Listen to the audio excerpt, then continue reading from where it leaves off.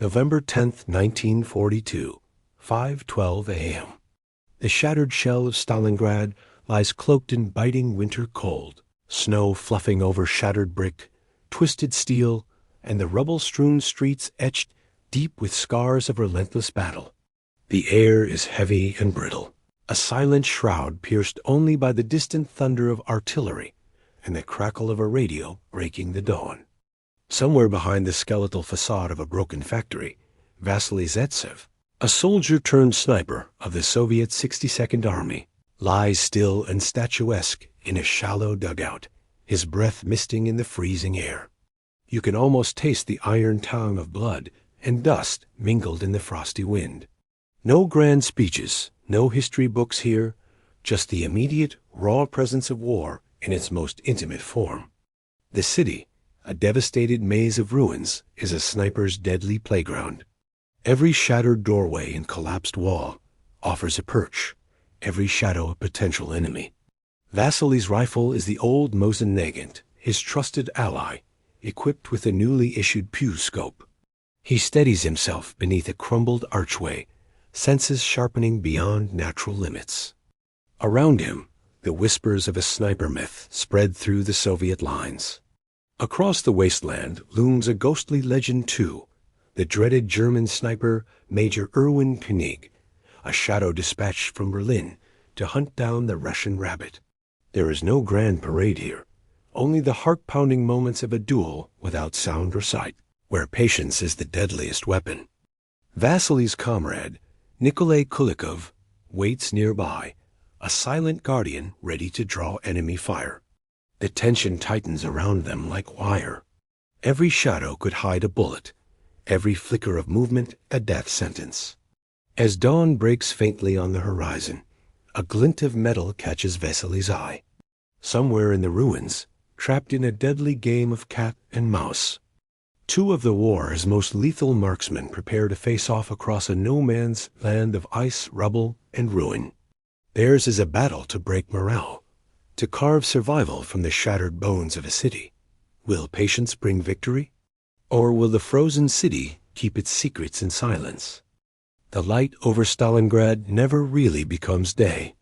It seeps in, a dirty gray that slides over burned-out trams, collapsed stairwells, and the blackened ribs of apartment blocks that once held families, radios, and quiet breakfasts. Now, those same stairwells hold something else entirely. Men with rifles who barely move for hours. Somewhere among them, Vasily Zaytsev presses his gloved hand into the frozen brick, feeling the city breathe like a wounded animal around him, threading icy fingers into every exposed gap of his padded jacket. From here, up on the second floor of a gutted building overlooking a square once lined with trees, he has watched the same German squad cross the open space for 3 days in a row. The pattern is always the same. The officer first, then the NCO, then the rest. To a sniper, routine is a flaw, almost a confession. You can almost feel that moment when a hunter decides, today, the pattern ends. The world is not measured in minutes, but in breaths. 10 breaths to slow the heart. 20 to let the hand stop trembling from the cold. 50 to let a target walk unknowingly into the invisible circle drawn in the sniper's mind. Zaytsev's eye rests softly behind the Pew scope of his Mosin Nagant, the glass rim cold against his brow. Below, a German officer steps into view, his greatcoat brushing the snow, boots crunching over rubble, a pheasant aim for the nearest. He remembers what he learned long before Stalingrad. Hunting wolves in the Urals, first you take the leader. Remove the head, and the body scatters. His finger tightens on the trigger, the rifle steady on a splintered windowsill, padded with a folded coat to hide the outline of the barrel. The shot cracks through the air, sharp and final. The officer jerks backward and falls without a sound, snow blooming red under his collar. The file behind him collapses into chaos. Scattering for cover, their formation disintegrating in a heartbeat. For the Germans, a bullet from an unseen enemy. For the Soviets in the surrounding ruins, it is one more thread of hope stitched into an otherwise hopeless tapestry. Rumors spread fast in trench lines and cellar shelters. Somewhere out there is a marksman who never misses. A man who turns the shattered city itself into a rifle sight. In this, the bleakest winter, the name Zaytsev starts to pass from mouth to mouth. Stalingrad snipers are not lone wolves. They are slowly becoming a school.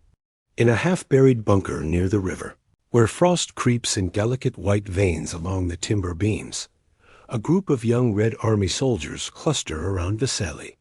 Their faces are thin, some still bearing the softness of boys, but their eyes are older than the city's ruins. Here, in this cramped underground room lit by a single flickering lamp, a new kind of academy is forming. On a rough plank table, Zaytsev traces lines in the dirt with a gloved finger. 3 positions, overlapping fields of fire, each man paired with a spotter. 6s, he calls it, 3 pairs, covering one sector from different angles. To them, it is more than geometry. It is a way to stay alive in streets where one exposed elbow can mean death. He teaches them to look for signatures. A brick that has been moved, a window too clean, a shadow that doesn't match the ruins around it. The best sniper is there. Outside, the city becomes their classroom. One apprentice learns to hide in the hollow of a smashed sewer pipe, water freezing around his boots. Another buries himself in a mound of rubble near a wrecked tram, only the faintest slit left for his optics. They take 2 shots, never 3, before slipping away like ghosts into another nest.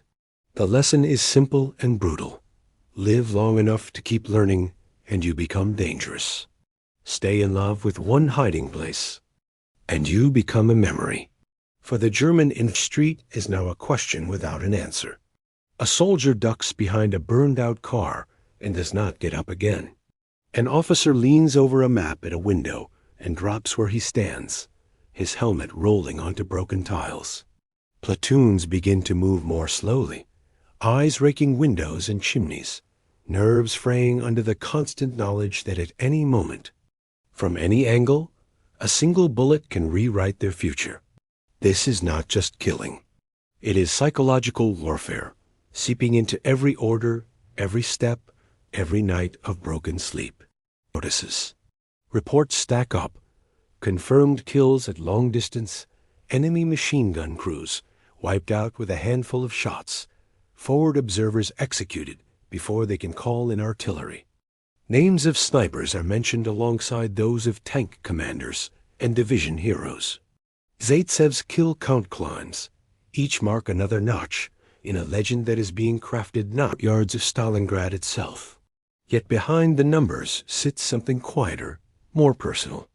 At night, in a basement that smells of smoke and damp cloth, Vasily removes his scope and wipes the glass with methodical care.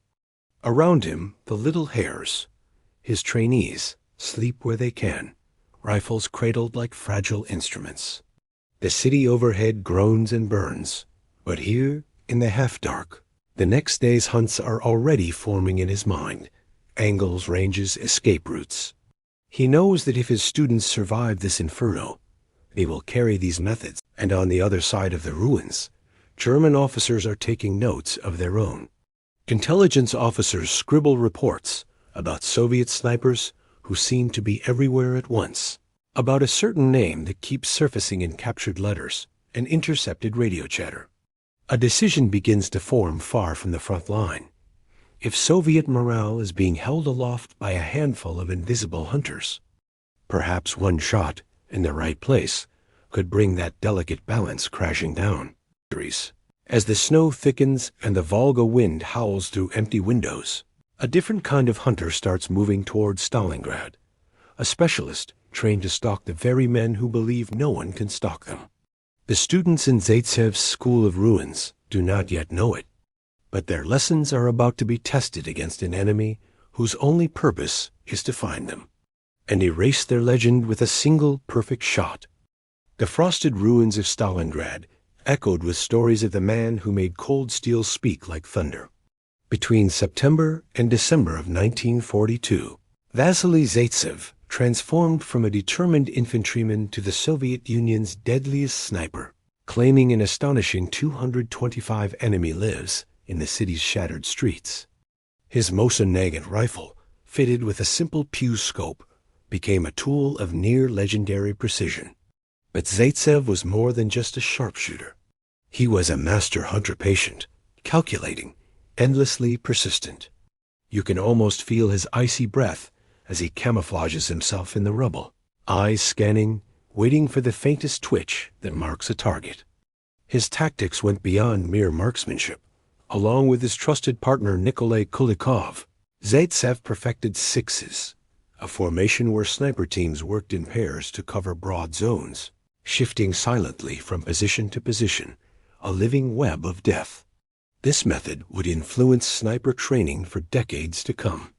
The famous duel with the German sniper Major Erwin König might lean more toward myth and propaganda, but its symbolic weight was real.